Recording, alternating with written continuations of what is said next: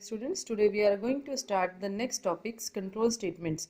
Statements of a program are executed in a sequential way. Sequential way means एक permanent sequence में. For example, A, B, C, D. Alphabets are in a continuous sequence. So जो programs होते हैं उनकी जो statements होती हैं वो execute होती हैं एक sequential way में.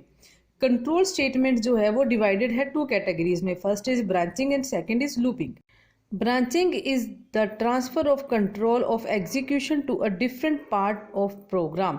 ब्रांचिंग जो होती है ये ट्रांसफर करती है एग्जीक्यूशन के कंट्रोल को प्रोग्राम के डिफरेंट पार्ट पे. It is done on the basis of the decision taken using the conditional operators और logical operators.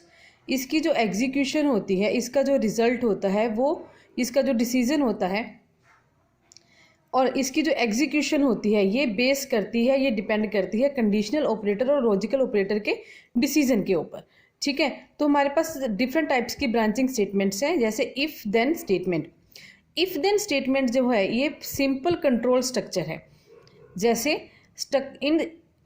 instruct the computer to perform a certain specified action if the condition is true. ये तभी work करती है, इसमें programme तभी execute होता है अगर जो हमारी कंडीशन है वो क्या है, ट्रू है. For example 2 is greater then 1. तो हमारी जो कंडीशन है वो यहाँ पे ट्रू है तो हमारा प्रोग्राम क्या हो जाएगा, एग्जीक्यूट. इफ़ वी से 1 इज ग्रेटर देन 2 तो हमारी कंडीशन क्या है, फॉल्स है. तो हमारा जो प्रोग्राम है वो कोई भी एक्शन परफॉर्म नहीं करेगा. इफ देन स्टेटमेंट कब परफॉर्म करती है, जो हमारी गिवन कंडीशन होती है वो क्या होती है, ट्रू होती है. इसका सिंटैक्स होता है इफ, यहाँ पे लगती है कंडीशन, देन स्टेटमेंट जो है वो एग्जीक्यूट होती है. ठीक है, एंड इफ ये इसका स्टॉप स्ट्रक्चर होता है. एग्जाम्पल के लिए एक प्रोग्राम जहाँ पे हमें नंबर एंटर करना है दैट इज ग्रेटर देन 100. अगर जो हमने नंबर एंटर किया है वो 100 से ग्रेटर देन है तो क्या मैसेज डिस्प्ले होगा, एग्जीक्यूशन के बाद आउटपुट क्या आएगी, you win a lucky prize. If जो नंबर है वो हमने लेस देन 100 और इक्वल टू 100 एंटर किया है तो कोई भी मैसेज हमें यहाँ पे डिस्प्ले नहीं होगा. ठीक है, मान लो यहाँ पे students greater than equal to 100 दिया होता तो अगर हम 100 टाइप कर देते तो हमारा आंसर ट्रू होना था. इन्होंने ग्रेटर देन 100 बोला, मीन्स ग्रेटर देन 100, 101 भी हो सकता है, 200 भी, what ever which is the greater than 100. So if the given value is greater than 100, जो गिवन वैल्यू हम एंटर करेंगे वो अगर ग्रेटर देन 100 हुई तो हमारे पास क्या आंसर आएगा, you win a lucky prize. So mean to say that ये कंडीशन तभी एग्जीक्यूट करती है, तभी रन करती है अगर गिवन कंडीशन ट्रू हो. Next is if then else statement. If then else statement provides alternative output for the user. This control structure will ask the computer to perform the specific action if condition is true and if condition is false and alternative action will be execute. ऊपर क्या होता था, तभी हमें message आता था जब हमारी कंडीशन ट्रू होती थी. यहाँ पे क्या होता है, अगर कंडीशन ट्रू हो तो ये मैसेज आएगा, अगर कंडीशन फॉल्स हो तो ये message. For example if it is raining today I am not going to school. अगर बारिश हुई तो मैं स्कूल नहीं जाऊंगा, अगर बारिश नहीं हुई तो मैं स्कूल जाऊंगा. दोनों कंडीशन अप्लाई होती हैं इफ देन एल्स. इफ अगर ये हुआ, एल्स अगर वो हुआ. इसका सिंटैक्स होता है इफ कंडीशन देन ये वाली स्टेटमेंट, एल्स अदरवाइज ये वाली statement, and if. Example write a program to enter the number which is greater than 100. Display the message congratulation you win the prize. If the number entered is less than और equal to 100, sorry you did not win any prize, message will be displayed. अगर जो हमने number enter किया है वो 100 से greater होगा तो congratulation you win a lucky prize message display हो जाएगा. बट इफ अगर जो नंबर हमने एंटर किया है वो नंबर इक्वल टू 100 और लेस देन 100 होगा तो कौन सा मैसेज हमें डिस्प्ले होगा, sorry you did not win any prize. Okay. Next we have students if then else if statement. In certain cases, two alternative conditions will not be enough.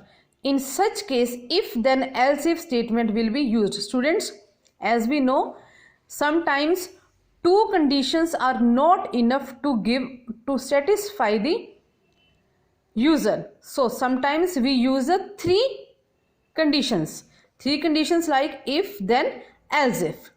अगर ये नहीं तो ये, नहीं तो ये वाला. यहां पे सिंटेक्स होता है if condition then this statement, else if condition then this statement, else if condition then this statement, else statements end if. So write a program to display a grades for user based on the following conditions. If marks are greater than equal to 80 and less than 100, grade A.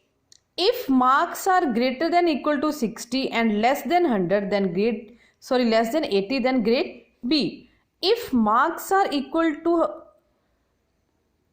greater than equal to 40 and less than 60, grade C. यहाँ पे तीन conditions हैं.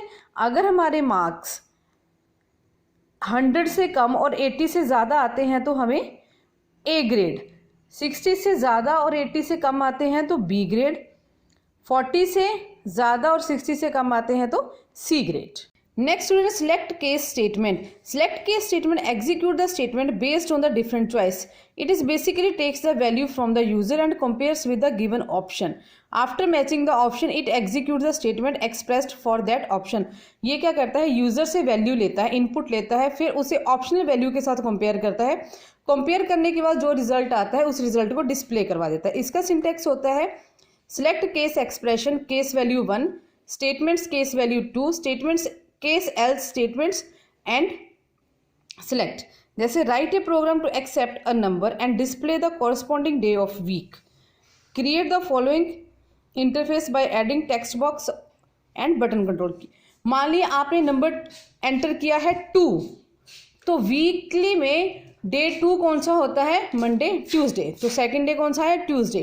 तो यहाँ पे कौन सी output show हो जाएगी, Tuesday. Next students, we have looping. Looping is a process that runs repeatedly until a certain condition is met. ये तब तक कंडीशन जो है रन करती रहती है जब तक हम सर्टेन कंडीशन को स्पेसिफाई ना कर लें. For example, we can design a program to add a series of a number until the sum exceeds a certain value of a program that asks the user to enter data repeatedly until he or she enters the word finish. There are 3 types of loops. Example में क्या बोला है, हम एक programme को design